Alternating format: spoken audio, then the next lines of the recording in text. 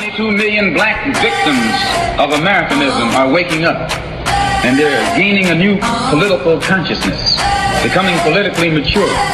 And as they develop this political maturity, they're able to see the recent trends in these political elections. Any minority that has a block of votes that stick together is in a strategic position. Either way you go, that's who gets it. You're in a position to determine who go to the White House and who stay in the doghouse. You're the one who has that power. You and I have never seen democracy. All we've seen is hypocrisy.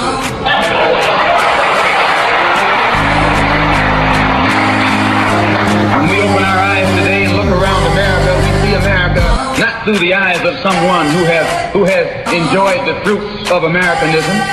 We see America through the eyes of someone who has been the victim of Americanism. We don't see any American dream. We've experienced only the American nightmare.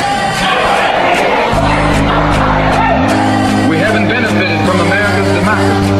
We've only suffered from America's hypocrisy. And the generation that's coming up now can see it and are not afraid to say it.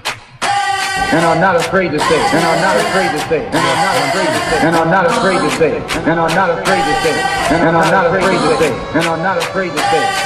And are not afraid to say it. And are not afraid to say it.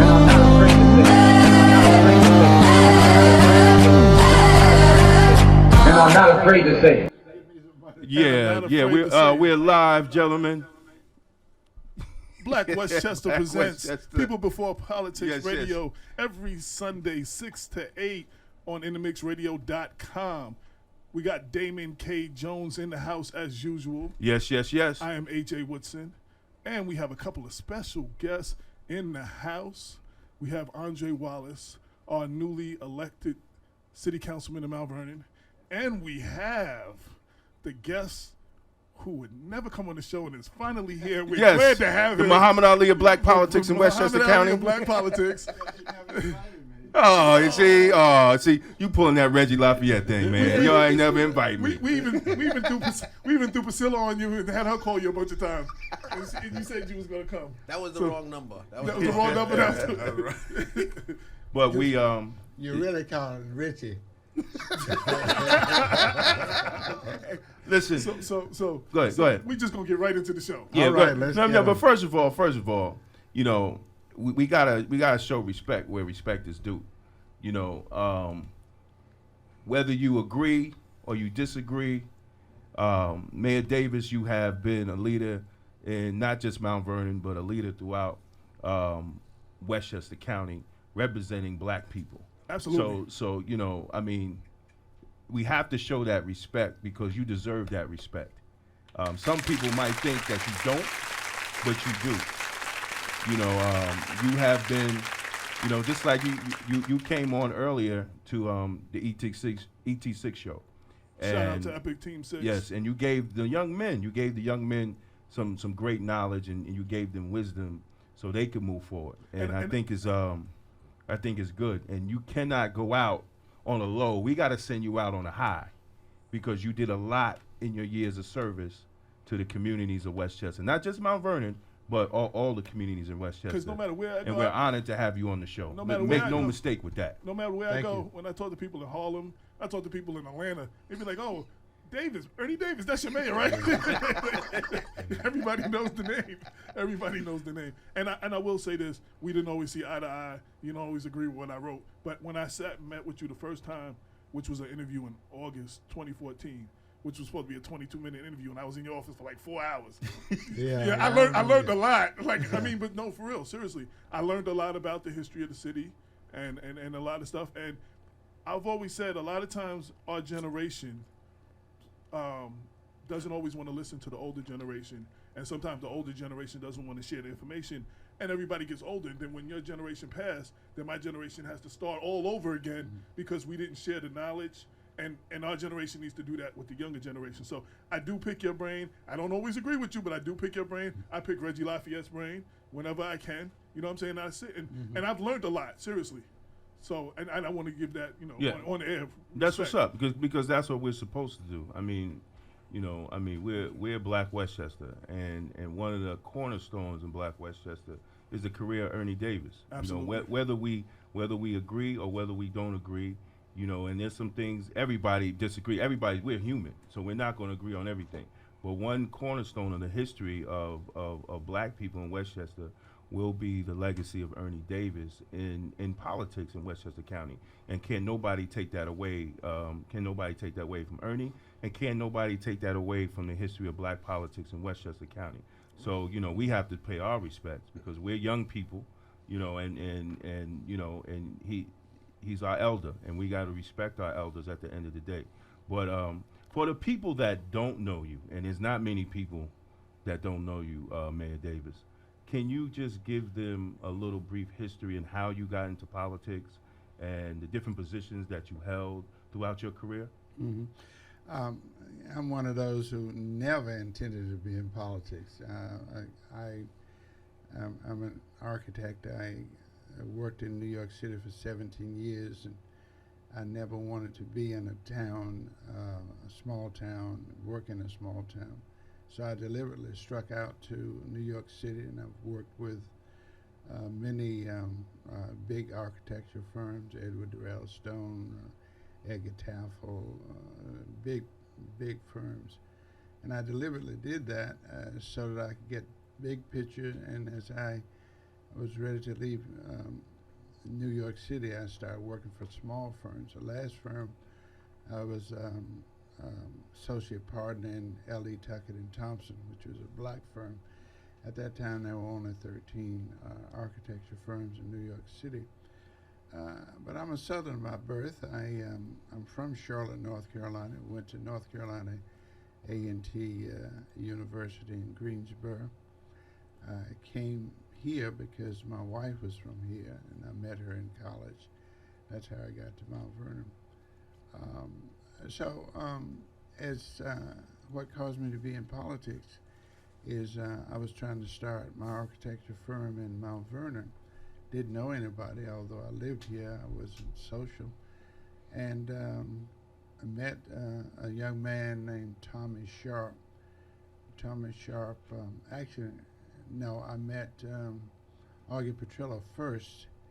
Augie Petrillo actually he was a Republican mayor. He gave me a job architecturally. And then he dies in office. There was a special election. Thomas Sharp won it. He met me as I was trying to get known for architecture, and he hired me as a building commissioner. Make note that during that time there were only 3 black people in City Hall: elevator operator, veterans, and another very light-skinned guy named Bernie, blue eyes, and that was it in City Hall. So I became this building commissioner. Nobody knew where I came from. Then I became chairman of the planning board, chairman of the real estate board, and then Tommy made me the assessor. And didn't know anything about assessing. He said, well, who better to learn but you? You're an architect and all of that. You know the city. And so he appointed me as assessor.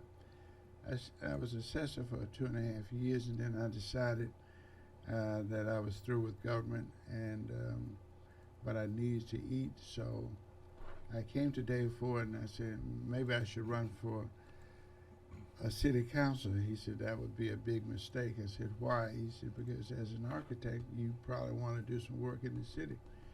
And if you do that, you'll be, there will be a conflict of interest. He said, why don't you run for county legislator? During that time, there were no blacks on the board of the county board. So the NAACP threatened to sue the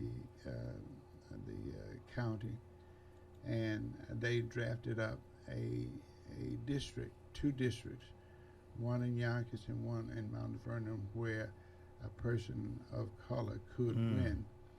And that brought Herman Keith out of Yonkers, me out of Mount Vernon, and mine was the hottest contest, so I'm used to being in the fire. but we won handily eventually. And Herman Keith and I were the first people of African ancestry. Then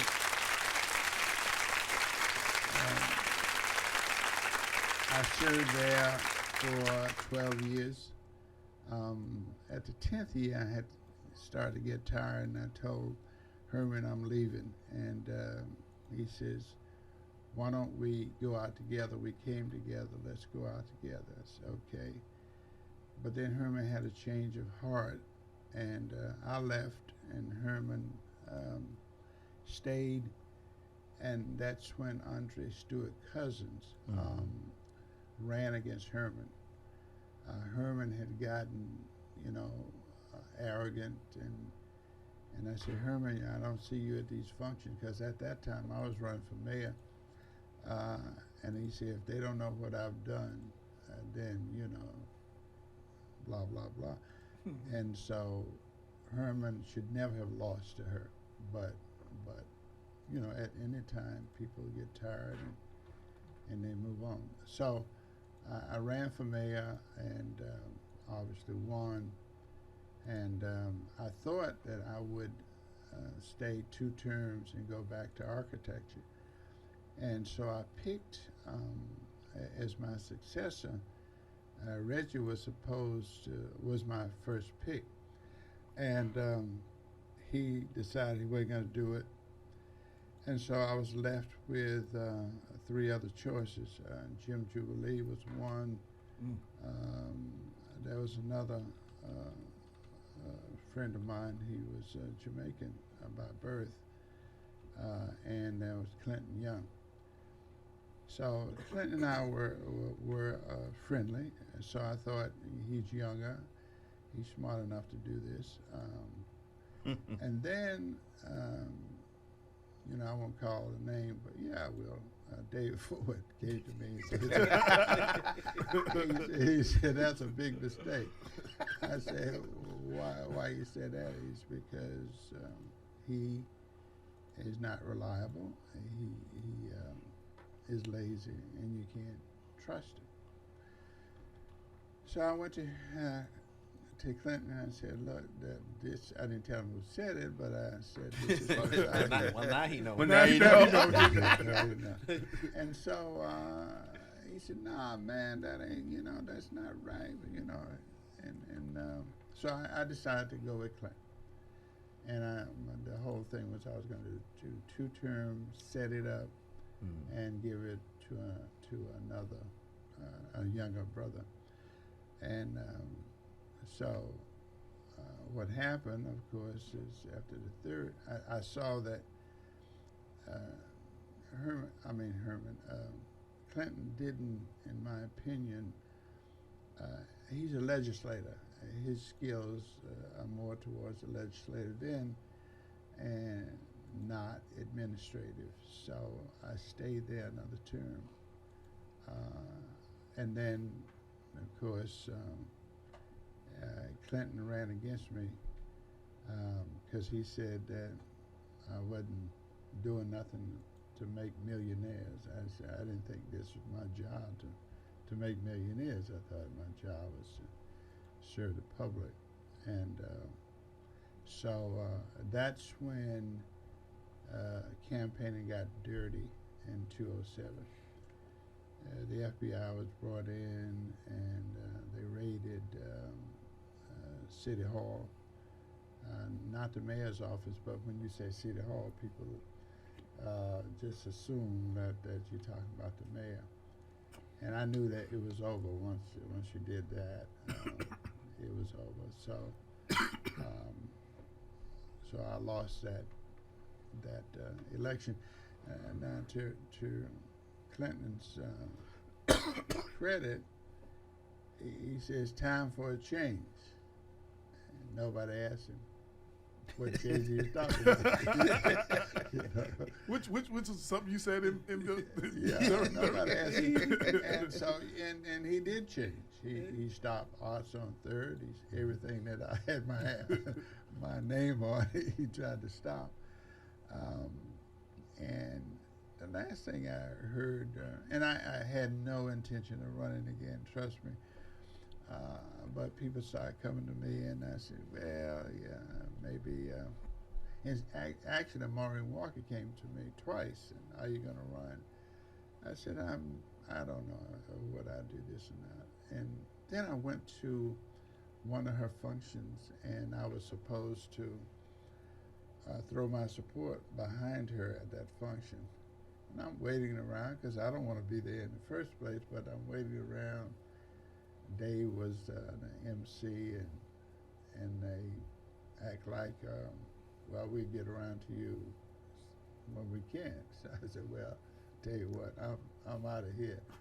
So I hit the door. No, come back. I said, no, I'm through. And that's when I decided maybe they're not the right people to do it. And it brings me up to this term. I was not sure I wanted to do this, but the reason I put my hat out there again was because in 3.5 years we were able to convince developers to invest in the city, as it had not been since I was mayor in the first time. We have over $1 billion coming into the city. That means people still believe in the city. And as an architect, I wanted to marshal that through. I saw an opportunity to create jobs for people who have been locked out. And I thought that I could straighten it out in about 2 years, and then I'd be gone. But God sits high and looks low. He figured it's time, brother, it's time for you to go. And so we made a lot of mistakes in the election, there's no doubt about that. But it's interesting because we had done more in 3.5 years than anybody could have expected. We took Dole Center. People forget that Dole Center was closed. We opened that, and we did that. We did put playground in Hartley Park. We did parks for the veterans, Ghost Our Mothers. We did. We were busy. We even did 4th Street Park. I did John Stevens' house, worked on that. We were all over the Y. The Y came to us and said they're closing, and I tried to talk them out of it, and they said the facility's too old. We got to go. So I couldn't take that out of the community because it had a swimming pool, it had a gym, it had daycare, it had after-school programs. I couldn't take that out of the community. So I decided that I'll buy the Y, and that's why we bought it. And we bought it so that we could keep those services in the city. I was approached by a Russian group who wanted to buy it. I was approached by a Chinese group, said I'd give you double for what you paid for it. But money was not what the city needed in terms of the Y. It needed the services, it needed the daycare, it needed after-school programs. What good would money do for me when I have all those needs out there? So we took, and I'm proud of that moment, because we bought the Y and we used community labor to put it back together. And I think that I would say we're about 90%. That's what I was going to ask you. What's the status of it? We're about 90% complete. All that was done through the community. And that's what I wanted to, every time I could, that's why we did what we did. And some people say you got these pet projects. Well, it wasn't that at all. It was taking people from the streets, putting them to work, and giving them a sense of purpose. You know, I don't care who you are. If you don't have a sense of purpose, when you wake up in the morning and you don't think that will change, nothing will change your life, you have to do anything. Let me ask you a question right now. Looking back, like you've been mayor 16 years over a 20-year period. Mhm. As you look back now, what would you say are 2 or 3 of your proudest accomplishments or your legacy? How would you like to be remembered? I think for people say what is your greatest achievement? I think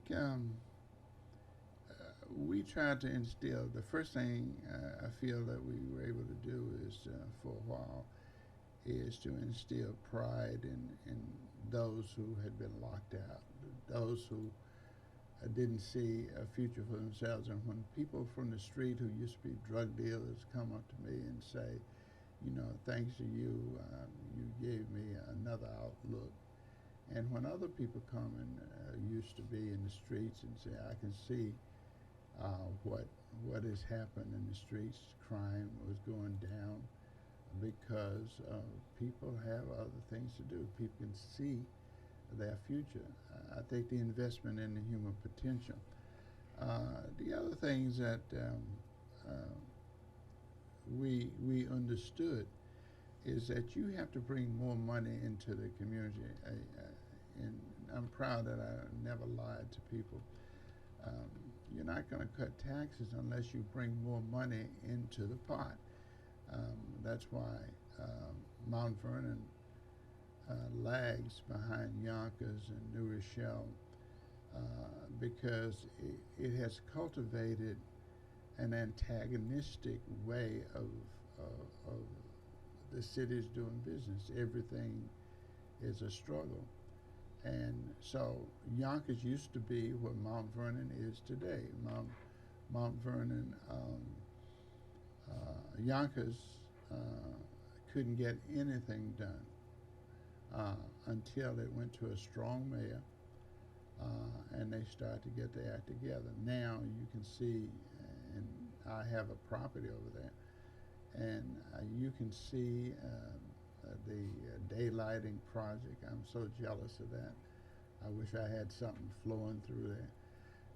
We have to be about the business of togetherness. And we are going to really lose this city unless we get our act together. I agree. And so I can see the dynamics of what happened in this last election is what it's engineered for a takeover. Now it's funny because I wanted to speak about that.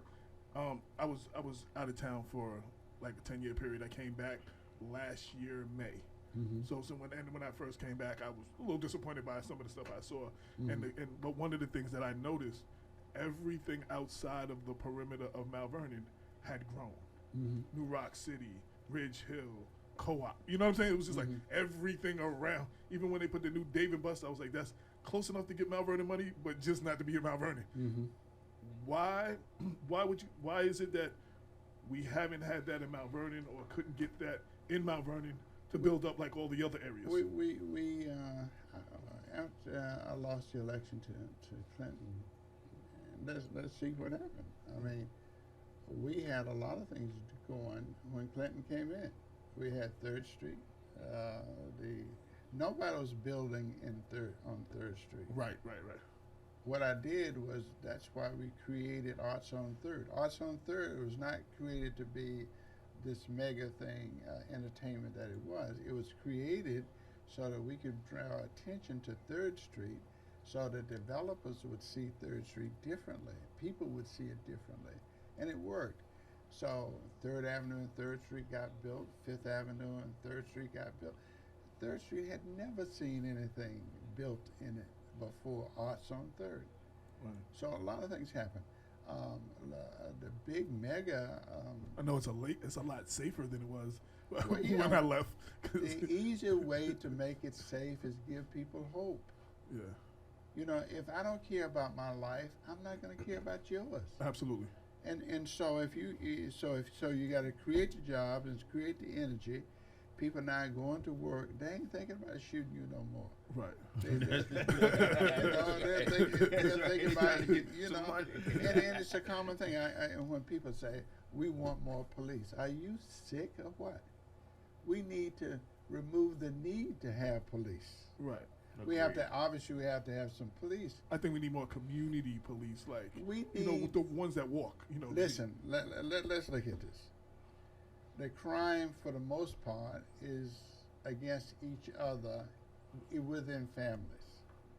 If you look at the crime statistics of the shooters, especially the shooters, Right. they all grew up together. Right. Right.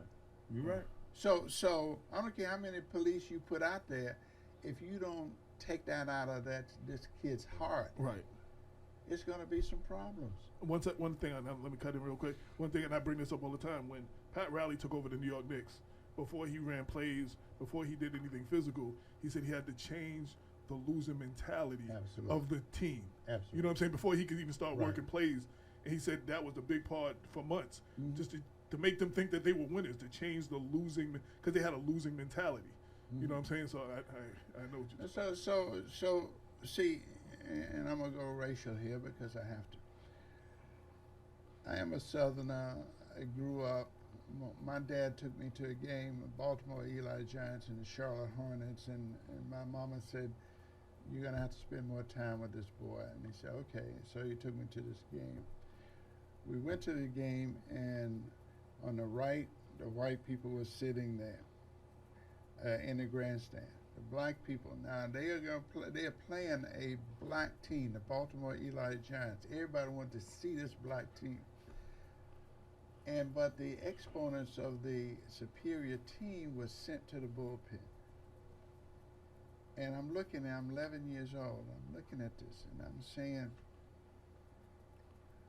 why am I doing this? Why are they sending us over into the bullpen? My dad had pulled out his, I still remember it was a chilly night. My dad pulled out his pint of liquor and they passed it and they having a good time. They had become oblivious to what my dad's son was not. And so Dad, next day Dad said, he called me Tojo because he was in the Navy and during the war. He said, "What do you think about the game?" And I said, "Dad, I'm never going to go back to another game." He says, what's wrong, son? I said, I'm not an animal. I won't be treated this way. And my dad looked at me, and I still remember. He said, "Son, that's why we're sending you to college, because you will live in a different world than we did. And I know it's wrong, but it's going to be up to you to change." I'm switching gears a little bit, and we've had two people so far text me and send messages that wanted me to bring up the fact that tomorrow is your legacy tribute. Mm-hmm. So going into that, I'm skipping ahead a little bit. What's in the future for Ernie Davis? When I lost the last time, so I'm used to losing. So. You've tasted that at least once. Right. So he got things to do. First, it's easy for a person to say, "Well, you lost, and you lost to somebody you shouldn't have lost to," and all that kind of stuff. People made a stupid decision. You could say that, but that would be short-sighted, because the people elected me 4 times more than any other mayor, and so I have to be appreciative of them having confidence in me for this long. It's hard. It's easy to sit here as a legislator to get elected, because you don't invade people's lives the same way. And it takes me back to when I was first elected. I was called to Harvard with 17 other mayors, and they said to the mayors there, he says, "The people look to you more than they look to the president." He says, "How many of you have seen the President of the United States in person?" Almost nobody. How many people seen the governor in person? Very few. How many people know what the county legislator does? Almost nobody. Some people don't know who that county legislator Right. is. Oh, absolutely. Right. Absolutely. Correct. And he said the reason that is, and then they say how. He said, I'll bet you 99% of the people you see in the street don't know who's on the city council and how many they are. He said, now, why is that? He says, because the mayor acts alone. He gets a credit that he might not deserve. He gets a criticism he might not deserve. But that's the way the structure is in this country. The mayor becomes the president for the average person. And so I looked at that, and over the years, and it's absolutely true. People do relate to the mayor. You look at New York City, de Blasio, there are 100 other people on the council people don't know. Right. And so I think people can change their lives. The reason I go the way I do is because I want to send a message that you matter. What I don't care if it's a birthday party or whatever it is. I value what it is that you do, and this is the way I look at the mayoralty. But back to there are several things I'm proud of. On a macro scale, Sanford Boulevard has to be the biggie because it created 1,500 jobs. It brings in over $5 million in retail sales. Now, I've heard you say that a lot, and people disagree. Like, where does 1,500 jobs come from? Where these people at? Like, people say that it doesn't exist. They work in Target, Best Buy. It's probably over 1,500 jobs. And the other thing is that we got people coming from all over. Now, there were 15 lawsuits to stop me from doing that. We went through hell to get that done. That's a minor miracle sitting out there. Do me a favor, just pick up, talk more into the mic. I'm getting. Yeah. You can move the mic up to you a little bit. Yeah, that's better. Yeah. There you go. There's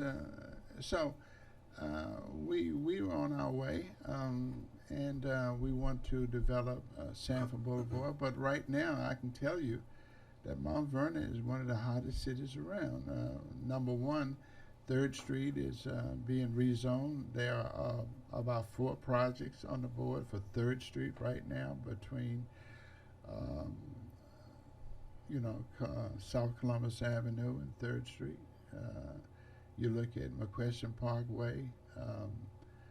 That's got to be rezoned because that's a hot place.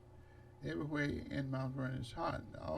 And I talked to the Mayor-elect Thomas, and I said, look, this is what's happening. I gave him a book of all of the projects. If you don't mess it up, and we're able to start to act positively with each other, you could ride on for 10 years on what I've left. Now I want to ask you one question. I want to ask you one question before you go. A lot of your critics, one of the things said, you're just throwing buildings up, like that. There's no plan, no master plan. I haven't heard there's the no plan, but there's no plan. but then it's just like you got a lot of low income housing, and it's like you can't just continue to build low income housing and attract businesses here. These are things that I want you to address because these are a lot of the things that you're. Well, let's take one project. Let's take the project that's being built now. I started that project, and for 4 years it languished. Which project is that? And that's on North Street and Gramerton Avenue. Okay. All right. Now, that's 159 units. Let's look at what that really means when you build.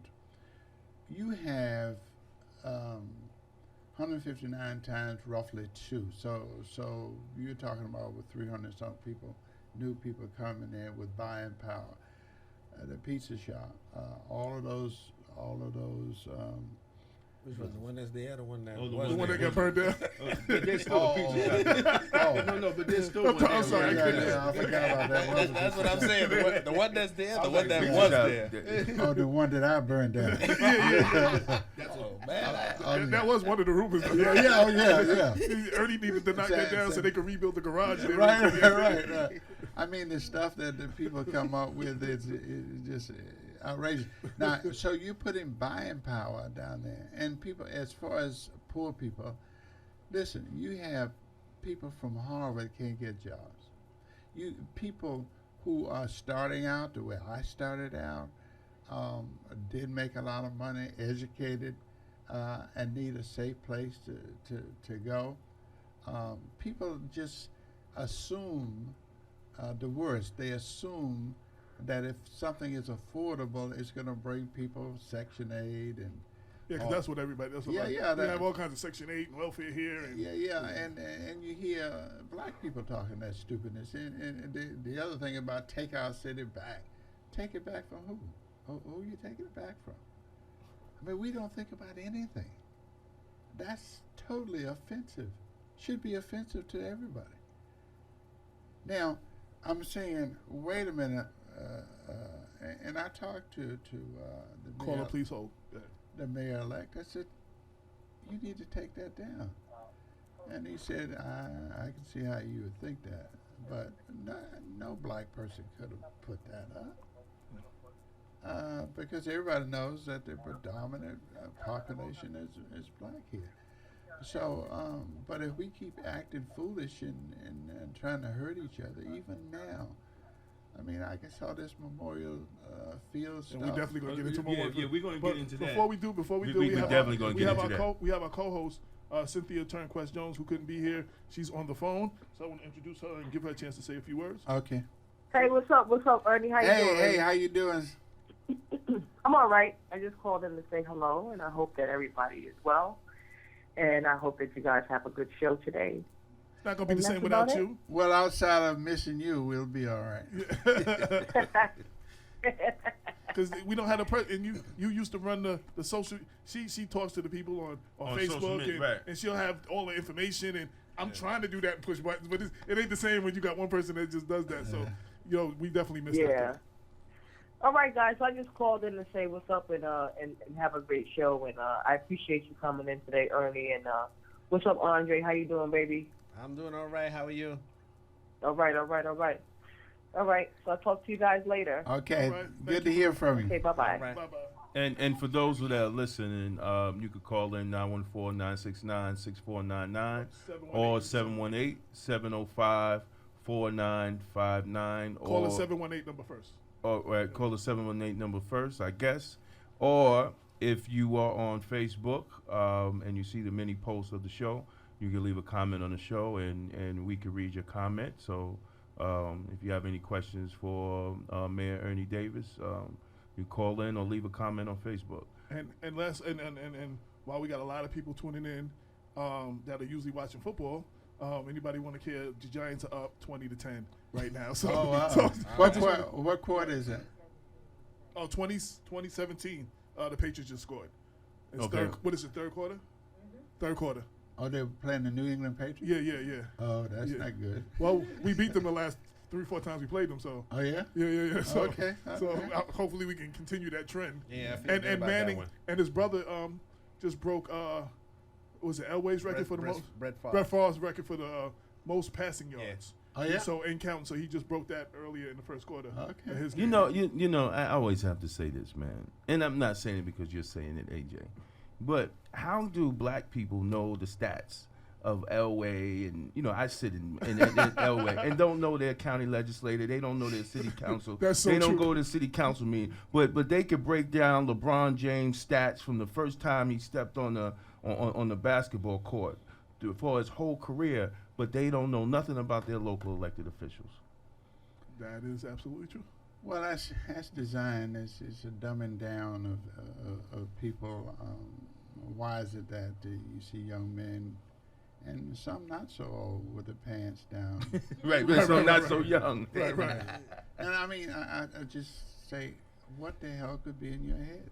Right. And so we look at for instant gratification, and it's all tied to slavery. I mean, people think your age, they think that's a long time ago. It wasn't. If you take two people my age back to back, you got slavery in this country. Right. So a lot of what you see is directly or indirectly correlative to slavery of Africans in this country. Now, going on to, and we have André Wallace want to give him a chance to say a couple of words too. The Memorial Field Project, which seems to be the hot topic in Mount Vernon. Sometimes. People have made it. Yeah. Before we get to the Memorial Field, how was no? Because that's before we gonna get- be the rest of the show. Yeah, right. Before we get to the Memorial Field, you said that you sat down with Mayor-elect Thomas. I wanted to ask what advice did you? I wanted to get. See, I want Memorial Field would be. It'll come we'll into bring that, it yeah. up because, he says y'all had meetings. You said you had meetings. So how was the meeting and going and moving forward, even with projects? If y'all met in the meetings, we would think if y'all met and the meetings were good, then projects like Memorial Field or other projects that you were doing, right, would stay the course in his administration. Yeah, you would think that. Yeah. Man, understand, Mount Vernon, when I first came into politics, Thomas Sharp said, don't talk about anybody in Mount Vernon. And I said, why not? He says, because everybody's related. That's right. Just about. So I've known Richard Thomas, the mayor-elect, since he was a little boy. I've supported him all his life. I know his father very well. I know his relatives, and even the firemen. I smoothed the way for him when he'd had trouble in his life, and I helped him over that hump. And now he's a fireman. The police, PBA president, he was in trouble in Sleepy Hollow. Brought him down at the advice of the chief, who was a black man. Brought him down because he said these guys are going to fire him. And he was a young black brother that we brought down. And my point is, 85% of all of the people that work for the city now are hired. Some of them I saved from a lot of future problems. So what happens to people? Well, because people are people. People, I was in church in Reverend Richardson, and they had a speaker, preacher. He was the head of the Baptist Association. I forgot what you call them. Anyway, he said this. National Baptist Convention? National Baptist Convention. And he says, you think you got friends? He said, Jesus Christ didn't have friends. Who are you? Who are you to think you got them? And so I put things in perspective. People act like people do. And we have to do everything to make sure that they continue along a path that doesn't hurt each other. So when it comes to politics, the people, the times I've lost is through scandal. That seems to be the way to take me out. And none of those, in my opinion, were legitimate claims. We're going to talk about Memorial Field, but the politics of Memorial Field is very interesting if you look at the history of it. Memorial Field was called City Field. It was given. Before we get to Memorial Field, I want to get back to the whole. My question is a little different. It's kind of what he was saying. Okay. What advice do you have for the future mayor. What Okay. what advice can you give him? What, Oh, Okay. no, what's he have to no, look that forward wasn't to? my question. No, I said this is a different question though. Yeah, my question was, How did the meeting go? how did it, because I see a little disconnect, because if everybody says the meeting went well, and then, you know, all of a sudden we see a press conference with an injunction on Memorial Field. I would assume, you know, first we all assume that the transition will go good, especially with a project that when he was city council he voted for. So I'm trying to find out where was the disconnect in that, or if there was it might not have been on your side, but I'm just trying to, because people are confused right now. Absolutely. On what is actually going on, and how did we get to this point that they're trying to stop you and doing your job, because you're still the mayor at the end of the day. You know, how are they trying to stop you from doing your job on something that was approved by City Councilman Richard Thomas? I think Richard Thomas, of course, we know, has very little experience. I mean, That's I one mean, of the things that you said. even campaign. if you got experience, this is a very tough job, and it's very clear to me that the young mayor-elect was bamboozled by Lyndon Williams. He wrote me a letter on Lyndon Williams stationery saying he wanted to stop it. I mean, you're the mayor of the city. Why would you be on Hey, camera? whoa, wait a minute. Yeah. I think that just went over everybody's head. Everybody. Whoa, stop. So He wrote you a Richard letter. Thomas wrote Richard, you a letter. the mayor-elect Richard Thomas wrote you a letter on county legislators Lyndon Williams stationery. Right, and he had Lyndon on. He wrote it as mayor, but Lyndon was over to the right, and it was on County Board of Legislators stationery. Now that tells you a lot, because Very it tells interesting. it tells you. See, people assume that they're smarter than they are, and their belligerence and their hatred get in the way of common sense. Now, if I were going to have the mayor write a letter to the sitting mayor, it would not be on on county legislator letterhead. Right. And so I'm saying, and then to get back to the basic, we had 4 meetings, and I pledged, and I still pledge to, because this is my city. Anything I can do to help you, because if people have made their decision, whether I agree with it or not is not the issue. I want you to do as good as you can do with the city, because it's going to be needed. And I said to him, and he said, I want to continue your legacy. I want to be seen with you. We want to hang out and all that. Yeah, y'all came into Andre's fundraiser together. Y'all actually walked in the door together. Yeah. Almost blew me away. I was like, Yeah. and I'm the one that took the picture with all of y'all. Absolutely, because he wanted to do it that way. No problem. I got no problem. I like the kid. I mean, you know, as I said, I know him from a long time, and so I'm. I watch things, because when you're in politics, you do watch stuff, and after I have these meetings, then I get another press conference about it. I'm saying, wait a minute, homie. Hey, hold on. Listen, I got a way to stop the press conferences. Don't have no more meetings. Yeah, right. No more meetings.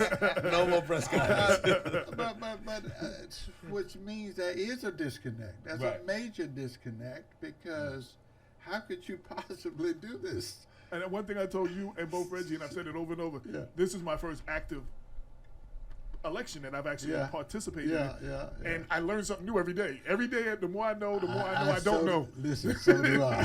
So do I.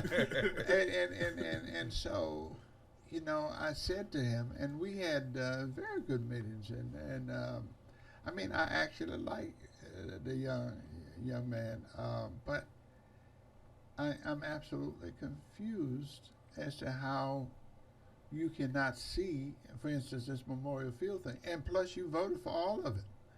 Right. So you're saying I'm gonna take myself to court. And then I just want to say one thing. Yeah. But I want to say one thing. A lot of times they say, well, that's what Ernie said. That's what Rich said. At the Memorial Field Forum, that is, the video is on Black Westchester. Richard Thomas said, I voted for the change because I didn't think that the plan was any good. During the debate, which is on Black Westchester, Richard Thomas said, I voted for the change because I didn't think the plan was no good, and something about $50 million in overspending or something he went into. So just so it's not just your word, like this stuff, this is on Black Westchester, and there's video, and you just got to go look it up, that he admitted that he voted in favor of you to make the change, because when I did my research, you can't make a change without the city council. Absolutely not. Right. So. Yeah, I brought when I made the change. See, the reason I did it was, if you look back at the history of Memorial Stadium, it is impressive. It started out as City Field. It was given to the city by a piano maker, famous piano maker, and it was changed in the late 20s, early 30s to War Memorial Field, and it was in honor of the people who have given their lives. So it had a reason to be. And also a lot of activities were shown at Jackson 5 been there, movies have been there, boxing matches been there. So there's and the other Mean Joe Green. Mean Joe Green. And if you go through that tunnel now, it looks like he ran through the wall. And so we have to start to respect our history, and it costs roughly the same to put it back as it would be to build a new one, and the new one would not be the same caliber as the existing would be. So I dedicated it to try to make sure that we put it back even better than it was, and I think we could have done that. Now, I met with the county executive, I met with the county board of legislators. Everybody knew what I was doing. It was not. I met with the new president of the county board. He assured me that he was on board to help me, and but they came to a conclusion. They had this march. Memorial Field is too slow. Lyndon Williams was there. It's interesting because he's the one that made it slow because he wouldn't let the money go. And then you had Ruth Thompson. Well, and again, you can see this on Black Westchester in every one of those the forums and stuff.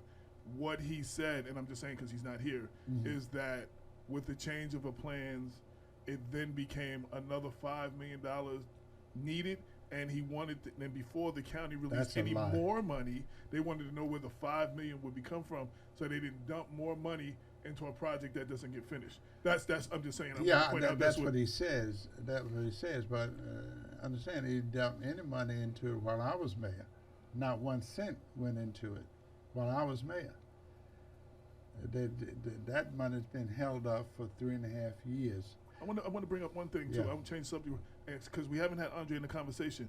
Now, André, you bid on Memorial Field, and one of the things that you were explaining that during the bid process, you had to put a bond up, and had the plans not been changed, Memorial Field would actually be built right now. Yes, Explain that about what you were saying. Well, basically, I know Mayor Davis had his. And put your mic up. Put your mic. Okay, Mayor Davis had his plan that he came in to change. I was looking forward to just completing what we had, as the plan that Young had. I didn't care about what the cost was. I don't know where the outrageous amount of $50 million came from, because I don't think that field will ever run to an amount of $50 million. Yeah, because that's a number that's been thrown out there. I think that it was going to be more than what was bidded on, which is the 13.1, because there was some things that wasn't in there that we knew about, like the lights were going to be included later and certain things were going to be included later. But still in all, we would have had the track field and all of that stuff built because it was in that bid. And when you have a company that put up a bond that say they can complete it, you let them complete it. who cares if it runs to $50 million? You ain't paying for it. You know, that company, the bonding company, has to pay. And for then they it. go back after the. Right. Then they go back after the contractor because that's the purpose of us I just putting up wanted to bonds explain and that bid part. bonds. But you know, I look at that situation, and I said, you know, I had conversations with everybody about why they changed the plan. You know, and including Mayor Davis, I asked him the same thing. We've sat down about it, and he explained to me about the iconic stadium. We talked about that. We discussed all of that stuff. It was just his views. I had another view, but at the end of the day, what it all comes down to now, because things has advanced so far ahead, the tennis courts are there. The other ones are almost finished. You know, it's not like we can go back and change it. Everybody agreed that, you know, Mayor Davis' plan was the plan. So at this point, there's nothing you can do but finish it as is right now. You can't go back and say, you know, have the press conference, and we can't turn around and say, okay, we're going to take it out. You know, and I had a good conversation. We're laughing at the last dinner I was at, the West Cop 50th dinner. I saw Lafayette there. We were going back and forth with it. And it was funny because a lot of people were saying nothing's happening at Memorial Field. We need to get something happening. Now it's, hey, they're working at Memorial Field. We need to stop it, you know. So what are we gonna do? Are we gonna finish it? We not gonna finish it? We finish it? We're not gonna finish it. But I did have, after winning, you know, the election, I did have a chance to sit down with Mayor Davis. I called and we spoke about Memorial Field. I wanted all the ins and outs of it. I spoke to Morton about different things about the field and all the other city council members. Without Lisa, I haven't got a chance to sit down with Lisa yet, so hopefully we'll be able to do that. See what Once happens. again, Black Westchester congratulates Lisa Copeland on her win. Yes. So maybe one day she'll come to the show or something. Yeah. So yeah, but you know, I look forward to sit down with her too, so we can all get together and make this happen. The plan is already there, so now we just have to take this plan. We have to move forward with it and get it done. Now, my question, and we wait, can do it quickly. My question for the mayor. Okay, here and you said, and it's an important thing that you said. None of the county put no money into it while you were in office. So basically, you were left kind of to your own devices. Right. So, how can anybody have anything to say about how you do it then? Well, because they saw it as an Achilles heel for me. It's always been Memorial Field has always been an emotional thing for people in the city, especially people around it. And people don't understand construction. They see rocks being moved, and unless they see the building, they said nothing is being done. Well, you got foundations, you got a lot of stuff that has to happen before you actually see it. And a lot of people just go by what they hear, because if they had gone through there, I mean, we have some of the top tennis courts in the country is at Memorial Field. It's the latest. Now let me actually, while we at the tennis courts, let me get to that. One of the things, and correct me if I'm wrong, that's why I wanted to do this, is these tennis courts were built with public funds, but it's a private court that the public doesn't have access to. That's one of the big, that's what's being said. You know, it's interesting how people just take stuff and just make it up. And Memorial, I would never be a part of anything that shut out my community. Why the hell would I be doing that? When the tennis courts closed, 300 some kids who were playing had no place to go. Nobody raised hell about that. When I try to put it back, oh, you're putting it back and the community can't do it. No, that's not true. What kind of access does the they have access? They have the same access. In fact, they have. Now I play tennis, and so at least I used to play, and I used to play 7 o'clock in the morning every day, and I come down there, and the kids are down there. You should see all the kids are down there. They still would be down there. This African brother who we have managing it have trained young people to play in not Forest Hill, but in England, Wimbledon. They played in France. I mean, this is a serious see his brother die. And he's going to develop the people to play tennis. He's going to be bringing in, people who experts in Serena. I wouldn't be surprised if next year Serena Williams will be down there. Now, I've heard you mention that before. Now, Yeah. I want to be, for the people that are listening who say that there's no access, when is there access? Is there certain times that people could go? Yeah, or there special times have been set up, just like it was before. There's no different. Membership, you come down and just like it, you had to be membership before, or you pay as you go. It's easy to do that. So what about the, say those who can't afford like a membership, but they want to teach their kids tennis or something? Mount Vernon has precedence. It's lower for if you're a Mount Vernon resident, just like it was before. People are trying to use this, and for the life of me, I can't. If you don't, you had 3 feet of just growth over the tennis courts. I have pictures of all of what I've seen them. and now we have torn down the old tennis center, putting up a brand new tennis center. We have 6 courts, and we're adding 2 more. We think that tennis will be a big thing in this. Now, the 2 courts, are they going to be membership-wise too, or those are going to be open to the public, or those all of it is open to the public. This is no private club. In tennis, you come in and you pay by the hour, but there's some set-aside times. I don't know exactly what they are, but it's been worked out. This was not just me picking this. I had a team of people to interview with people to see how to run it. Now, usually before we had the city who used to run it during the summer, and then around October, November, it goes into private hands, and they still had set aside times for people, Mount Vernon and the kids to play.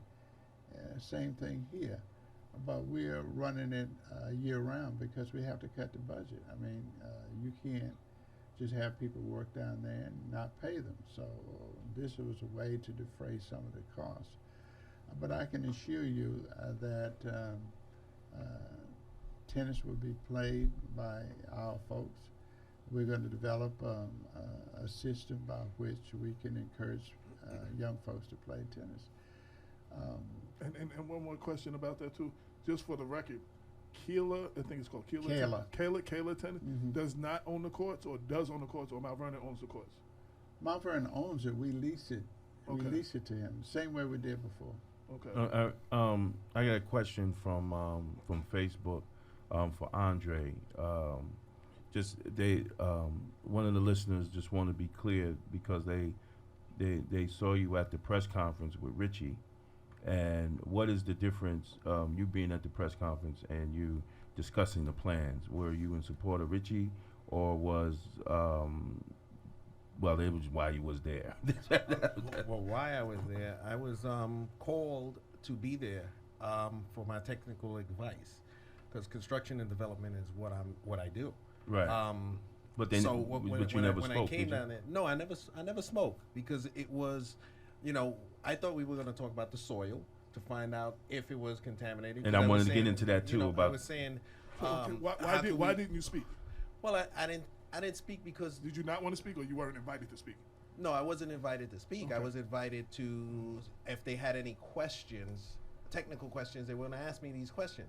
But nobody ever asked me questions. It was more or less about, people dumping the stuff there, and the trucks coming in without plates, and then all the money it's going to take to remove it. But I didn't understand why we're going to remove it, because it was brought in to build a tennis court.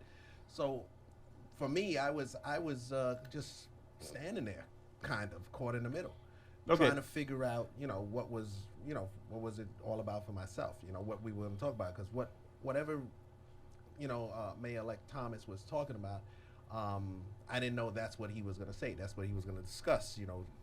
Trucks coming in and out without tags and this and all that stuff. I thought we were going to have some technical questions to discuss and find out what the bottom of it. Because I already told them before. I said, I know there's item 4 coming in to do the stuff. If there was a problem with and I said this over and over and over, if there's a problem with soil that you thought that was coming in that was contaminated, we need to just do a bore test, pull out some of the soil, go down a couple of feet, and see what's there. We could just test it. Okay. Was there? Oh,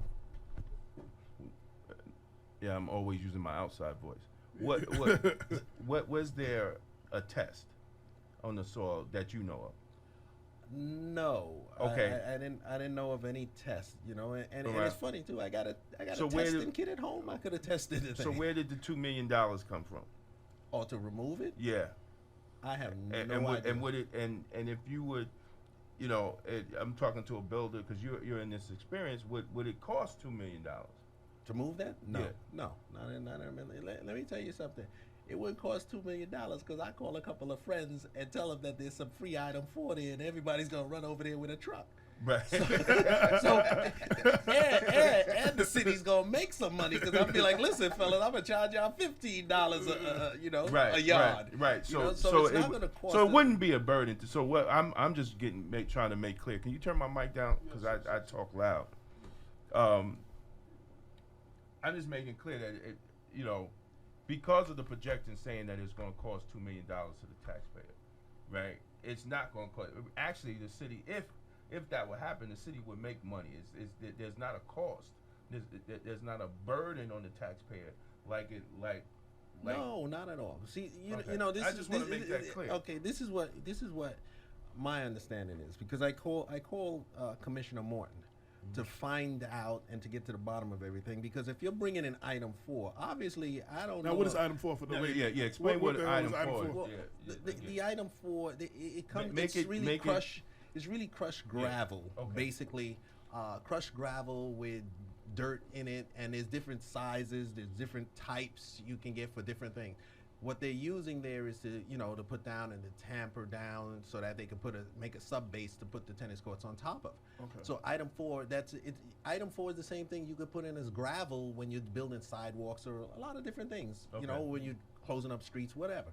But this is DOT type brought in. So I was calling Morton. OT. And DOT approved. DOT. Yeah, okay, with DOT. Department of Transportation. Okay, no, I got that. I just saw So- the OT part. Okay. good. Yeah, so I wanted to find out because you just don't get free truckloads. So if somebody's dumping there, somebody's paying for this stuff because that's some good stuff. I went up there, walked on the mound, picked it up, looked at it, examined it, and it's some good material. So unless Mayor Davis and these guys got somebody that just giving us some free stuff, somebody paying for it somewhere because it's part of whatever's going on. And I Because want to give him a good chance stuff. because you're the one actively working with it. About Yeah. the dirt, where did it come from? Did it need to be tested? Or speak on that. I when all of this broke, I went to my people and said, look, I want you to make sure, in fact, make sure that we don't have any soil, because obviously that's not what we want. What was happening is I had to do a barter system. What I was trying to do is all the rock that you see, I was going to make a serpentine wall along Sanford Boulevard. So the reason it's high is because, remember, that was a pile of rock there. And what they were doing is smoothing it out and putting soil on top of it, but that was no good because you can never get tamp soil if you got all that rock in between. So I made them pull all of that rock out, and that's what you see. The whole thought was to take along Sanford Boulevard and make a decorative wall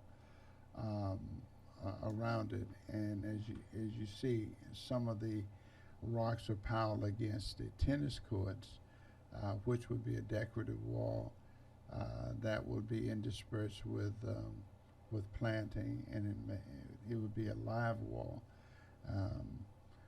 So that was that. And some of this was a promise to put in the foundation for this serpentine wall, and I would get to fill from them in return. So it was really a bartered system that we had, and we're going to use part of that was going to be used to spread over the field. Ultimately, we're going to have a track there, so that's going to be spread evenly throughout the throughout Memorial Stadium. And now I want to ask you another question again. We're going back and forth as it comes in my head. That's kind of how my mind goes sometimes. But now, I think this happened before you were in office during the previous administration. One of the complaints is the money from the county, part of it was for the total demolition of Memorial Field, including the stands and all that. And obviously that hasn't been done. But you get blamed for that, though. I'm used to getting blamed for if somebody falls down the stair. If I would have hired them, they wouldn't have fallen down the stair. But it goes with the territory. I think it gets a little much sometimes. I stopped the demolition of the stadium when I came in. As soon as I was, before I took office, I told them to stop what you're doing. And they had at that time done a lot of work. It's not just a demolition.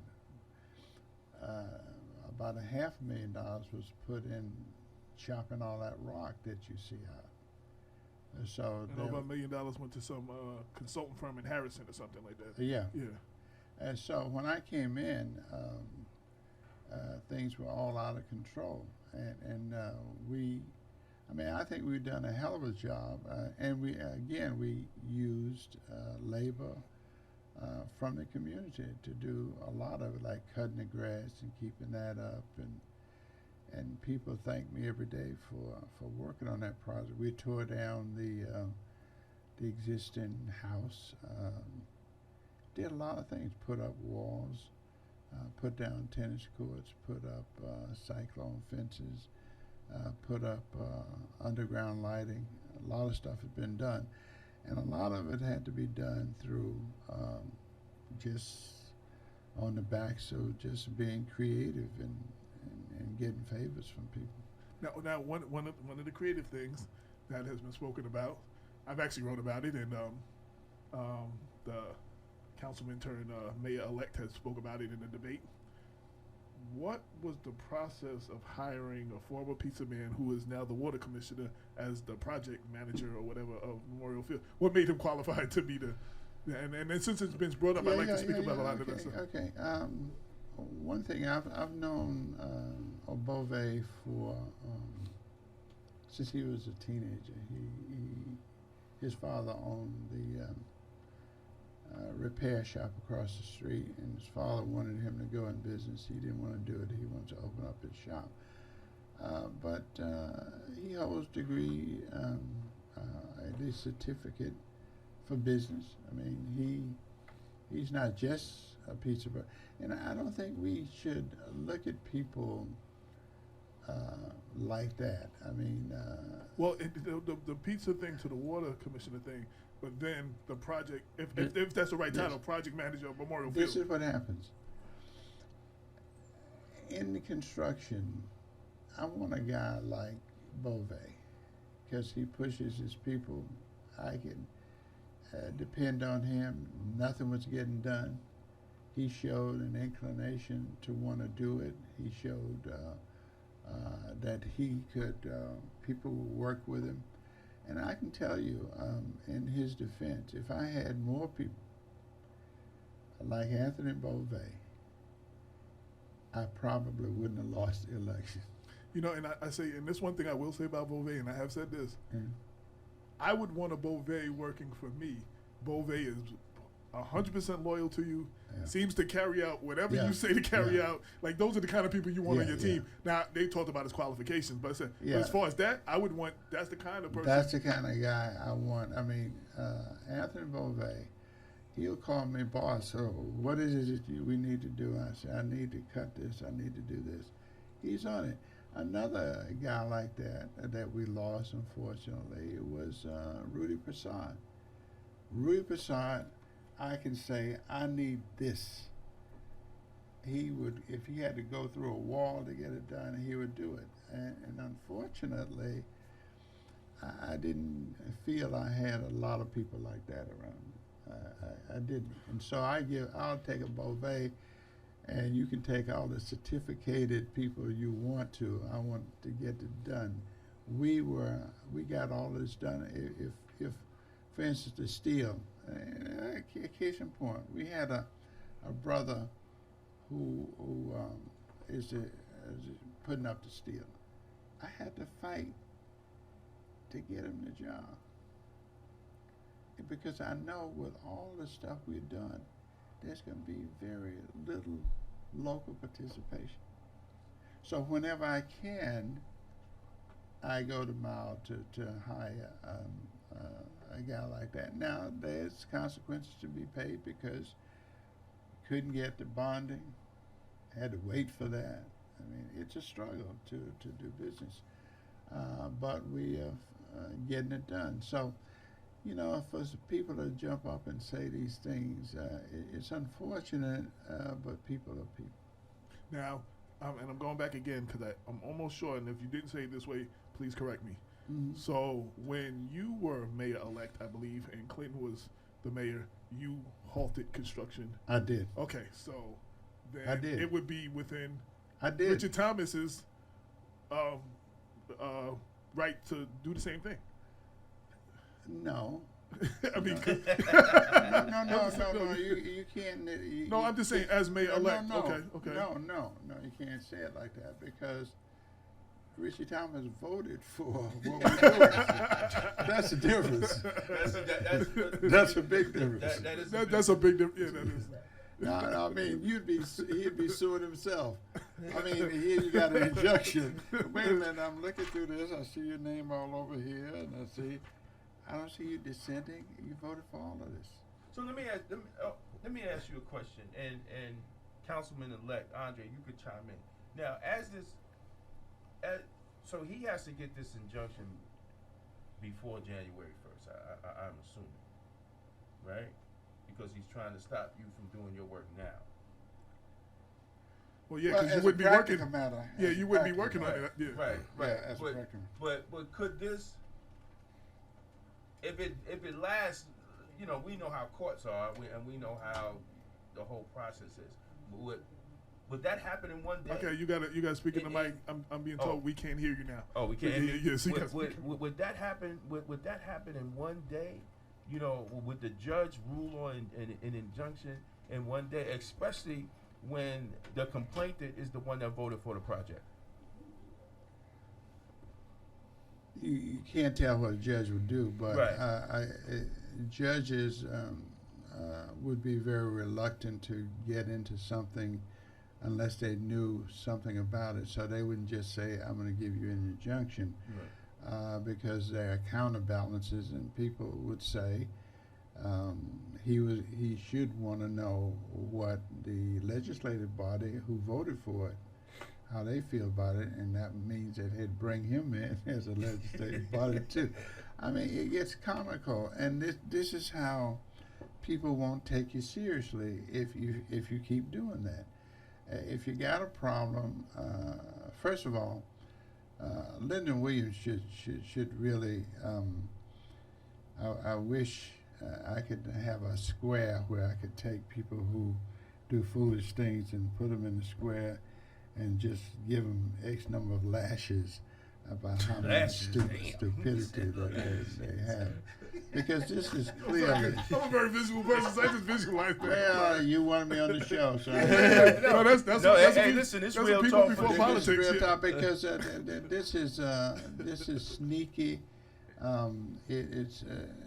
Now, Lyndon is going to have his opportunity. He's been on the show before, and we're saying it out clear. He's Put us on together. I'll fix that up. We can do that too. If Lyndon's listening, please call up now. Yeah. 718-705-4959. Or if Mayor-elect Richard Thomas is listening, he's called in before. He could call in now too. Well, We have 35 minutes. So, all I want, you act like I'm taking this home with me. I don't take this home with me. I'm trying to do this for the city. So the point is that, what are you trying to accomplish? Are you trying to dirty up Ernie Davis some more? Or are you trying to do something for the good of the people? And if you're doing it for the good of people, how does that manifest itself? Right now, we're on our way to building the tenants that a lot of people are going to play from without and from within. That will be accomplished, and then we're going to move down with the talking to the newly elected councilman, who is a developer. I'd like to sit down at his convenience, and I think he's the only one that possesses the knowledge to continue this, since I'm not going to be there. I'll give him the benefit of everything that I know, and I think we can get this done. Remember, I had Sanford Boulevard. I had 15 lawsuits. It took me 3.5 years, but I got it done. I got Best Buy. I got Target, all of that. And I just want to say something. One of the things, one of my criticism is there's nowhere to spend your entertainment dollars in Mount Vernon. You got to go out. And we had the New Rochelle City Councilman here last week. And when I was saying that, he said, well, listen, in New Rochelle, we were kind of envious that y'all got Target, because we've been trying to get Target there forever. We all got to come from New Rochelle to go to Target. So he said that was the first good thing. Usually I'm talking about we have to go. It was good to hear somebody else saying they had to come to us. Well, we have to learn to praise our own city, and we're the only people. There's two things that we don't do. One, we have no respect for experience. We have no respect for those who have gone before us. It's painful to see the disrespect in this last election coming from black folks. Because this election, I just want to say real quick, and I've said this several times, the supporters, it was like the Bloods and Crips. Yeah. Like I was like, and people say, "Oh, don't say that." No, but that was the mentality that I was seeing. That's I'm like people that were related to each other and were friends were not speaking because one was supporting you and one was supporting Thomas or somebody, and like not speaking. Like, well, that happens. But I mean, as long as and still not speaking, the election's over. Yeah, but as long as I've been living in the city, that happens every 2 or 4 years, regardless. But the thing is, I think is when we get past the silly season and we try to move forward in governing the city, unfortunately those disagreements continue. Well, see, and there are those on both sides that continue to push the division. Push the division. Listen, we all want to see Mount Vernon grow, regardless of the fact. But everybody has their own way of doing it. Right. I think that it has to. We all have to look at the greater good for the city and try to move forward. I don't condone foolishness. I don't condone back talk. And I think it's disrespectful, to the voters on how this whole thing is being handled right now. Show respect where respect is due, and when you become disrespectful, we didn't listen. Nobody elected Fidel Castro or Xiao Ming Young or Ping or whatever his name is in North. This is not North Korea. This is not Cuba, where people cannot criticize. But I think when you become so disrespectful, and you're going in. You're going in, I think, and not respecting the process of politics, especially for things that you voted for when you were the city council person. I mean, people that supported you, people that went out of their way, you know, because of whatever the new generation or whatever you want to call it, you know, I mean, we have to respect that, and you have to show respect for people that came out and voted for the new whatever, because when you become disrespectful to people that's going out and you try to play games even with things that you voted for, you know, and you call on oversight on things that you voted for, I really think it's disrespectful to the people that put you in office that you're going to be sworn in on January 1st. So, you know, I mean, I got a lot more to say, but I ain't going to say it today, you know, but I want to go to Andre, because you're coming into office, right? And you have to deal with this whole Memorial Field issue, right? And several other issues. Yeah, and several other issues. You know, how are you, you know, how are you going to deal with it? You know, how are you going to move forth, you know, because now you're going to be stuck in the middle of a lot of nonsense. Well, I want to add something to that, and I've said this both to Mayor Davis and I've said this to Councilman Thomas. After talking to them and interviewing them several times over Memorial Field, I kept coming to the part, we have a city divided. We had two people that I could never see how there was ever going to be a way that they were going to be able to work together. The now mayor, the mayor-elect, is coming to a situation where he may have a council that might not want to work with him, and you as one of the new councilmen, how do you answer? Yeah, we got a phone call. Well, you want to take the phone call? Yeah, first? let's take the phone call. We got a phone call. Oh, I didn't even see that. Caller. We want people before politics. Please state your name and your purpose for calling briefly, please. I'm call. Hello? Okay. Well, Thank you very much for calling. All right, go ahead, Andre. I don't think that was somebody who wanted to be picked up. I made it clear when I ran what my intentions were, that I'm not here to play games. I'm not here for a job. I'm here for one thing, and to do the job. And to get whatever needs to get done quickly so I can go back about my business. Politics is on my career, and I hear, you know, and it's funny too, I listen to Mayor Davis say that he never thought he would be in politics. Yeah, that's the first thing that he said to me last August, too. Neither did I, so I'm getting nervous now because he got sucked in somehow. And you an architect as too, an man? architect, but, you know, and a development engineer coming in, I'm starting to get a little nervous, you know. And I told you, my sister, she said, I like all the good things you said about this Andre Wallace and what he's doing for the city, but I'm a little disturbed that he's running for office. She didn't even meet you. She was Yeah, like, you know, and a lot of people told me that, you know, I put a lot on the line to run for office. You know, God knows I had to go through some things with my wife because she didn't want me to run either. You know, because in her country, elected officials get killed all the time, so it's a big difference. And you know, a lot of business folks that I deal with, you know, my partners, other folks was like, I don't know why you're doing this. Don't get into it and all. And I still ask myself why I got into it. So why did you get into it? I have no idea, but you know what it is. I had a conversation, and this is truthful, with not only my pastor, a couple of pastors, you know, and I just feel that I don't know what it is. They said maybe this is just your calling for some reason, because I can't understand why. I personally wanted to support you from the beginning because you weren't a politician, and because of the work that you had done for the community. Well, I mean, that was one of the things that I wanted to support you from.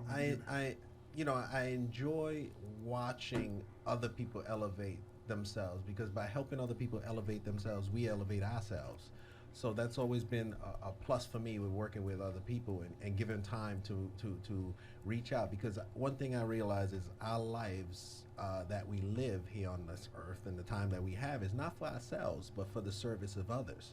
You know, we get our lives by giving others their lives, you know, and you know, if we were both on, I can't exist without you, you know, because how would I know that I'm existing if I don't have you, you know? So we're looking at that kind of situation. But going to the point, after having a conversation, I sat down with all the other councilmen. I told you, without Lisa Copeland yet, which I hope to sit down with and just have some. Black Westchester will hope to sit down with her too. Yeah, I'm gonna keep saying that. See her views.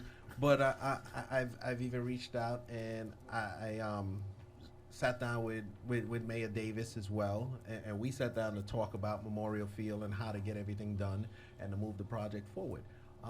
It's not hard to do, you know. No, I want to speak about that city divided thing. How do we get past the city divided thing? Well, the city divided. I feel that the city government. Yeah, well, government's been divided, but we have to all sit down and really talk about this because it's not about us. It's about the people. Do you think it's possible? Yes, it's possible. It's happening now. I'm sitting down with everybody now. I'm sitting down with city folks the council, the council and I know a lot more than I'm going to say on the mic right now, but the city council and the incoming mayor are not exactly on the same page as of today. Right. Okay, so let's just take. But you know, I know that, and I knew that from before and in the past, you know.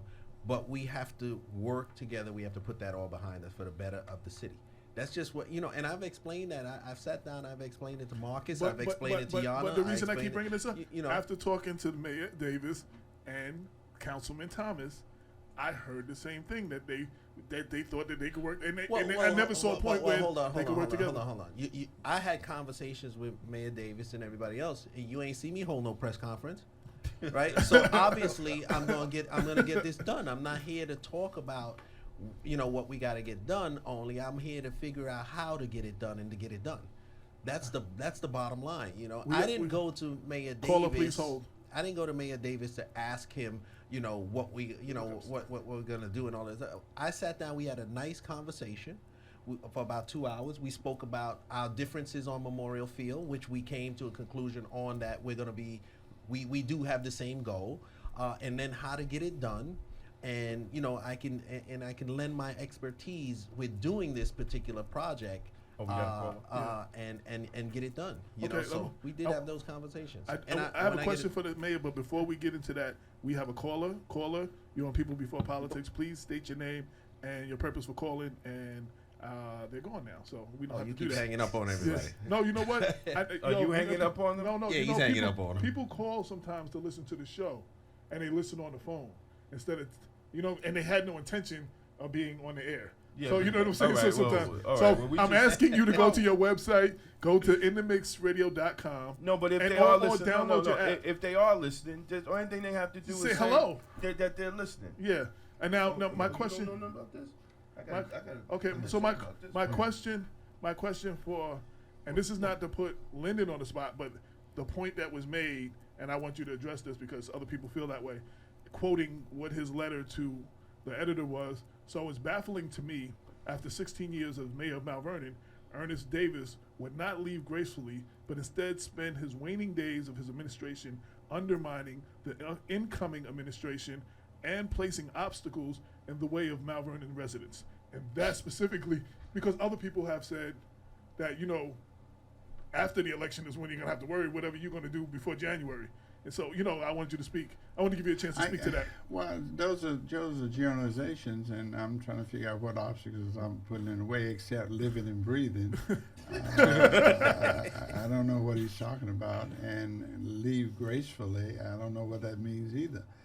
I think the most ingracious thing is what he has put on the backs of a young, inexperienced mayor, to have him out there in disagreement.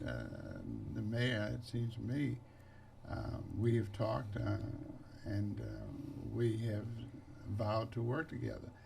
So because Lyndon Williams has put his 2 cents in, he's gotten, you know, press about something I think is very stupid, and that is to sit down, waste people's time. Lyndon Williams has, I have met with him and the council, and this is what I hear from the legislators, is that they were willing to give the money, the $6.3 million. And Lyndon Williams has asked him not to put up the money. Now he said that in his defense, he said he did that again because he advised against it because where's the other $5 million going to come from, and why put more money into a project when it cannot be finished because it's $5 million hole. That's what he. So he admit that he advised against giving up the money. He's been advising, and number one, if you put on paper what we've done so far, you say you couldn't have done that, but we did it. He just doesn't have the ability to understand how we got it done. Well, I know from the interview with Anthony Beauvais, which is also on Black Westchester, the first one I did with just him, he explained that, it was a lot of moving around, a lot of moving parts, a lot of bringing people from other departments who maybe were less active at the time and moving rocks over to the veteran wall thing or something like that. So it was a lot of moving parts. A lot of moving parts over there. And that was, for instance, there was a person working for, I don't want to get too much into it, but he's retired now, but he did us a lot of favors. He dug trenches that he probably shouldn't have done, and he helped us a lot. We have a lot of people who want to see this project done, and we have with spit and glue. It's the same thing we've done in the YMCA, the former YMCA. We bought the building for $750,000. We took the other $750,000, and we're having people from the community work on the project. I know one of the biggest things with the roof too. I have two. For that, right? I have two. We finished the roof. Yeah, I know that Marcus. Yeah. It looks good too. I went up there. How do we finish it? We did it local contractors, plus we put our own labor into it. I have two questions that people are asking. It was also the mayor-elect also said that they were the city had received private funds for Mount Vernon Fire Department, and how does that work? And also the second question, part of that question was the whole thing to clear up the whole thing with the contract with Oscar Davis. Those are the two questions. Let me. The fire department. I guess you're talking about the EOC. Is that? That's the only private. Okay. Substantial. Well, that's not private money. That's government money. The fire department has been very active, and everybody knows it against me. The leadership has, not all of the people, obviously. But you need to understand that right now we have 4.4 square miles. We have 4 firehouses. We probably need about 3. And we have more than enough firefighters. But 21 firefighters are not working. Now, it doesn't take a genius that if people don't come to work for whatever reason. Are you saying they're not working because they're injured? Or light. Yeah, they're either on what 207A. 207A plus some of them on light duty, etc. But that's 21 people. And so if all of those people are back working, and that seems like an inordinate amount of people not working. We have about 145 firefighters, but if 21 out of those don't, for whatever reason, you need to know also that 65% of them live elsewhere. And so you have to look at, as mayor, you can't keep adding bodies. 78% of the budget is salaries. And so you cannot just take all of this and pay for services that they are not rendering. So I would rather lose elections than go along with the foolishness that is happening. Yeah, with all due respect to that, we had Ernest Richardson on, and you know, and the whole thing with the mutual aid and What about the mutual aid? Well, when they were saying that Mount Vernon is abusing the mutual aid, and what was that? What and the, Well, in the articles that was in the I want, paper. and I would like to, Let me and I explain. want to give you a chance because we want you to have a chance to explain that. Okay, and because I even wrote about the car polishing. Let me explain. Now, I'll deal with that. I did right. I'll deal with that. First of all, the way we fight fires is antiquated. The whole system. You have Eastchester that has very low fires. You got Pelham has almost no fires. The only place that has the most fires is Mount Vernon and Yonkers. So the question is that if you have a fire department in Eastchester and all these other surrounding communities, and they're not fighting fires. Now, I did add and say, well, what are they doing? Shining cars? But that's probably misplaced. So but that's the vein that I said it in. And so what are they doing? If they're not fighting fires, I'm paying you to fight fires, but you have no fire. Then what are you doing? And then your fellow firefighters over in Mount Vernon is having a fire. Are you telling me that you're not supposed to come over and help? That's what mutual aid is about. Mutual aid says, look, you're having fires in Mount Vernon, you're having fires in Yonkers. Okay, brothers, since you don't have fires over there, we want you to come over here and help a fellow firefighter put out the fires. What's wrong with that? Now I want to interrupt real quick. Now, hold on. Let me tell you why. We have somebody on the call. You want to keep him in shape. You want to keep him in shape? Right. Keep him all in shape. So I'm saying that's what mutual aid is about. Right. Now I want to give you a chance to explain that because it has been twisted over. It Well, has been I mean, taken. You know why? You know why? And I wrote my article and I stand by No, it. but it's not just. But it's. But we have a caller. I believe Richard Thomas is on the line. Is that true? This is Richard Thomas. Okay. Welcome to And People Before Politics. I'm calling to clarify a few things. First and foremost, let's And be clear about the vote on Memorial Field. Before you do, And I just, I just want to jump right in. Before you do, we need you to be brief too, because we're coming to the close of the show. I hear you, but I just want to be very clear about with respect to how things work. You know, on the vote with respect to Memorial Field, let's not forget that I did file a FOIA request for the certified payroll. I filed a request with the law department to see all the permits and the paperwork. I filed requests that were responded to by you, Ernie, and the law department saying that these records don't exist last year, and they were met with much coverage, AJ, on your website, blackwestchester.com.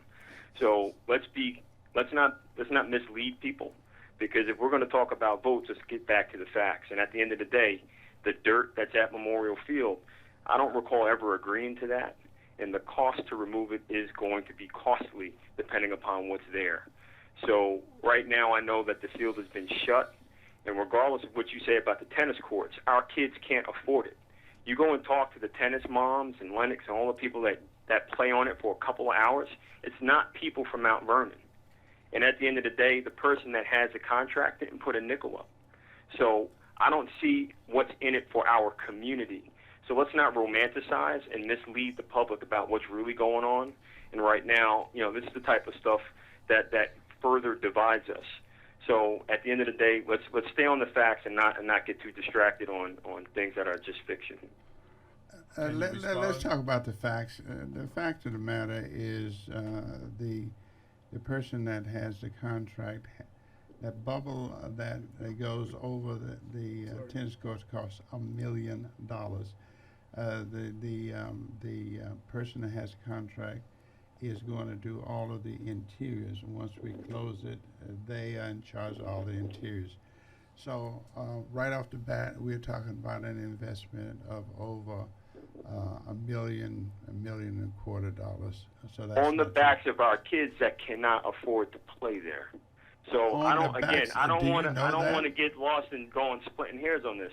At the end of the day, Memorial Field has been shut, and what's there should be pretty clear and well-documented information, and it's not available.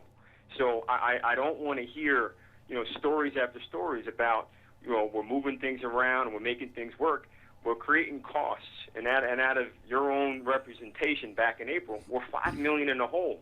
So I don't know, what's good about that. So at the end of the day, I would like to have a workable relationship with you, Ernie. I've tried to meet with you for 3 years straight, and each meeting has been canceled at your cancellation. I can't say anything other than I will continue to make myself available, but we all have to meet on the level if we're going to part on the square. Now, while I have both of y'all here, I have the incoming mayor on the phone. I have the current mayor in the studio. Can we set a meeting for y'all two to meet next week or something? Can we set something? Can we agree? Can we at least get an agreement that y'all two will meet? I have no problems with meeting with anybody. Okay, Mr. Thomas. No, I just before we even get to that, we got like 4 minutes. I just want to know there was charges made that he didn't receive paperwork. That's correct. Any paperwork that we have. I'll get it now. I mean, I'm coming in January, so we're going to get it. Just let the mayor talk. There is no hesitant about it giving. I have reams of information that we've given to the county. Anybody wants it, there's nothing to hide. Certified payroll. Let's have it tomorrow. I don't have certified payrolls. And then that's a problem because any public works project, tax dollar money has to have certified payroll. So these are the types of problems that we have, What type of gentlemen. payroll are you talking about?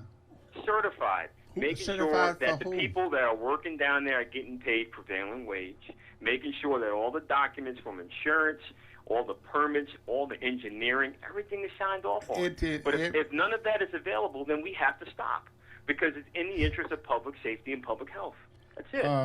Mayor-elect Thomas, I would advise you strongly to dissuade yourself of the Listen, I don't need a lecture about anything other than being very clear with you that. Listen, no, Ernie. With all due respect, I've asked for this information for more than 2 years. So you're going to shut everything and I'm down going to until you continue get to a ask payroll? for it because look, at the end of the day, nobody agreed to a 3-story high mountain of dirt that goes over 150 yards. And if you do $50 a yard to remove, it does escalate the cost. You talk to any contractor in town, you can talk to. We have but at the end of the day, let's not remove ourselves from the facts. Memorial Field is shut, and the tennis courts are unaffordable for our kids. Hold on, wait one do have a second. contract. I just want to be clear with we have a everybody contractor that, right here, André. Yes. Would you confirm or disagree with the allegations that are saying that it's going to cost this amount of money? I disagree. It will not cost that type of money. It will not. And like I said before, I checked the fill myself. It's item 4 is clean fill. I went up there. I took samples. I picked up the dirt. I kicked the dirt around. I walked up there. I had interviews with the guy because I want to know coming in as a councilman what's going on myself. To remove it's not going to be millions of dollars. It's not. But why would you move it anyway? Well, I see that they already steamrolled, tampered, and did it. And I had that conversation with you. I spoke to you. I spoke to Morton. I spoke to Bovey. Not Bovey, but a few others. On the height of it, the elevation is, I think, off. I wanted to see what's up with the elevation. I think they put a little too much mound there. But you could always take that, spread that around in other parts because you're going to need that in other parts in those fields. And even with the rocks, you could bring a rock crusher in and crush up the rest of it, make more item for the continuation of what we have to do. I received a text message from someone who wants to set the record straight. Mrs. Wallace said, "Not all politicians get killed in my country. My uncle, who was a vice mayor, and his city was murdered in his campaign for mayor. But even if I didn't want André to be in politics because I didn't want him to be a politician, I am supporting his calling to be a public servant because he really wants to make a positive difference. And I know that he and a few others who can really deliver. Plus, AJ, I know you, Damon, and Frank will help keep him accountable to his words." So we wanted to read that message that she sent me a while ago, and I didn't get a chance to read. Thank you, honey. So But yeah, last words. Let me just say say one other thing about Memorial Field. all of the bickering going back and forth is going to have to stop, because at the end of the day, we're all going to have to come together, figure out what we're going to do with this plan, and move this thing forward to get it done right away. Because the people of Mount Vernon had suffered long enough. Either, we can't rip the tennis courts out. Now, that would be costly. We can't go back and pull off the mound and all of that stuff and take those tennis courts out, because they're almost done. So going back and trying to turn around and rip things out and do that and redo it, it would not work for the community. We just need to go and figure out what the best way to do it is. And my difference with Ernie was the stands that I said they had to come down. We're on the same page to take them down, and to kind of rebuild it in that kind of same old memorial type of look and bring it around and stuff, and that'll work. And then we could just get that done, and we could all agree on this. We could move this forward, and Mayor-elect should not be arguing about that point. We should be getting ready to cut some ribbons, man, and get this thing to go. That's what we should be focusing on. Mr. Thomas, are you still on the line? I'm still on the line. Can I listen, briefly? At the end of the day, we have to figure out how to get beyond this $5 million gap. I got you. But we can talk about cutting ribbons, but first we got to get through these books. I got you. We got 5 minutes left in the show, and I wanted to give you a chance, just briefly, very, very briefly. What is it going to take for everybody to come together, in your opinion? What is it we need? Because right now, and I told you this when I've had you on the show, I've told Mayor Davis this in his office. At this point, the people of Mount Vernon. I'm going to tell you what it's going to take. It's going to take for Ernie and his team to open up the books and have an honest dialogue. Like he has said, we have spoken in the past, but those books have been shut like a clamshell. So now that we're winding down and coming up to the new administration, I look forward to getting uninhibited access to try and have an honest dialogue on the facts, so we don't have to have this back and forth. This all could have been avoided, but yeah, can we look forward? Absolutely. But I'm going to keep a careful eye on the past, because at the end of the day, $5 million as of April was the hole that we have to overcome. Okay, and that's where we are. One last thing, you're talking about books, and just for a layman, because I'm not a politician, I don't work in City Hall, and I am learning. Wouldn't it be the controller who would be the one that would control the books and the payroll? Not necessarily. Look, you still have people on the executive side that are administering these budgets and these projects. And, André can be one of the people that has been on the receiving end of, on the executive side, not following through and administering the budget to get paid on a project. I'm pointing to just the plain facts. If we have people from Mount Vernon working at Memorial Field, we need to know what that work was, when it happened, and we have to get to the bottom of it. And as we all know, we don't have any paperwork as to what's going on down at Memorial Field, and it's not fair to the public. And we can talk about the tennis courts, and again, I just can't get over the fact that they are unaffordable for our kids. Nobody agreed to that, and that's part of the reason why it's going to be very difficult to have a discussion when we have no papers to work off of. Hold on. One second. I remember when we were talking, even at the city council meetings, when we were speaking about the 8-lane track, and a lot of people was at the city council meetings saying that the tennis courts, it shouldn't be that many tennis courts, right? And I know I was there because I spoke in favor of Councilman Reynolds.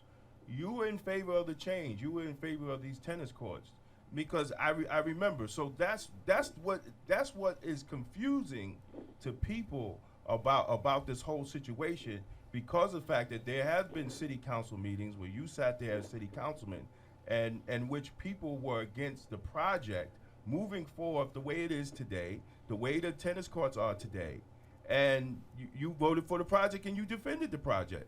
Because Deborah Reynolds at the time was the only one that was saying that. Understand, as I stated, when I asked for the information to justify the vote, the information has never been provided. So why did you vote for it? But because on Ernie's word that he was going to provide the information, never provided. Nobody. With all due respect, brother, nobody votes for a project that they don't have information on, especially at millions of dollars. Who does that? In Mount Vernon. This is how it worked. No, it doesn't work.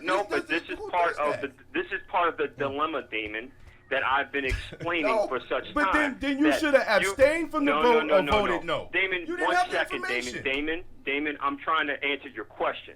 And the point is very simple. When this was presented, it was clear that we were going to have access to the information. But when that information wasn't forthcoming, that's when things had to come back to us for reconsideration. And as it came back, that's when I made it very clear that I want the documents and I'm not voting for it. And this is why, as of last summer, when we made it very clear that I was not going to get in on the information, I'm definitely making sure that the public knows we are not for the extra cost of Memorial So you Field voted incurred. for it. So you voted for it before you got the documents, but you never got the documents. But you still put a vote in, and that's what's confusing. And that's what's confusing to people, and that's what's confusing the listeners. It can be confusing, but also the city of Mount Vernon has not made the information available to make the decision on completely. Okay. At the point in time when it was presented, the original design was going to be over budget, and as presented, what Ernie presented was going to be more affordable. But when I asked for more details, it was wait, continue to wait. More and more money, more and more costs were incurred. And as was explained in April, $5 million in the hole. So things unfortunately changed, and I relied on his representations as mayor. And that's what council members do. No. Council members vote. Hold on, Damon. Can I say one thing though? Because I got to come in and I got to start making votes too. So I need to understand the process myself. Being in that position, is there something where I could just say, okay, I'm not gonna vote on this request for more information, and I could wait until I get that information before I cast that vote? Is that something that we can hold out and do? Yes. Because if that's the case, I'm just saying that was an option that could have been taken, from all of the council members until that information was supplied by the mayor. Well, and we are coming to the close of the show. We're actually over the time of our show, so we're coming to say goodbye. And this is obviously a topic that we can have another conversation for the next 3 or 4 hours. So I'm sure it won't be the last time we discuss it. Mayor-elect Thomas, you know how to get in touch with me if you want to continue this conversation in Black Westchester, or come up to the show and have more of your say. Mayor Davis, while you're here, very briefly, I want to give you the chance to say the last words, and that's going to be the last words of the show. Number one, we all have jobs to do, and we have to have a big picture. This is not about gotcha politics till the election is over. The people have spoken, and now the whole new roles have to be realized. We have the council people here. We have the mayor-elect here. If we want to get things done, we cannot smother it with all sorts of things that does nobody any good. There's no reason to put out there that there's some untowardness in the way we've done business. We've strictly above board. There's no money to be taken. We're struggling trying to get the money. And as far as the county is concerned, the county has given us a contract that requires us to fix 4.5 miles of road. We have not, we have done that, and the county has reneged on its deal. So there's a whole conversation that needs to be had that I don't think the mayor-elect understands. And you can't keep changing. You talk about building Memorial Field, next thing you know, you're accusing the facility not being affordable to people, and then you shift it over to soil that's not good, and then for time, effort, I'm going to give you at least a chance, a second to talk about tomorrow. Talk about your event tomorrow. Oh yeah. Tomorrow, I hope you all come out. We need to knit the city back together. A lot of people said that there's nothing has happened, and a lot of people obviously believe that. We want to give a chance to say goodbye to a lot of people and thank them for their support. It's going to be at 7 o'clock at the Surf Club. We invite all of you to come out and support this effort. I think this is one of the things that can start to talk to each other. You know, a lot of people like to talk about each other, and very few of us want to talk to each other.